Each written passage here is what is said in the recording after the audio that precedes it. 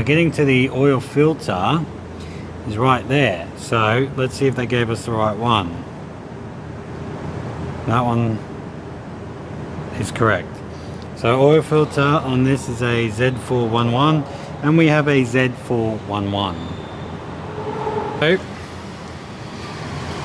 let's drain this oil.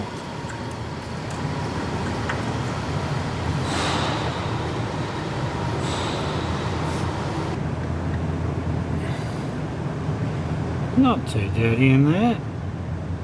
What I'll do though as a reference point, I'll see how much oil's in it, because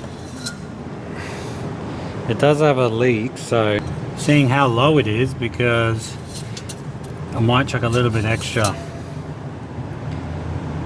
And in terms of low, I don't know if this is going to pick up on camera. We're talking empty, lads. So that's probably why he's getting that ticking sound.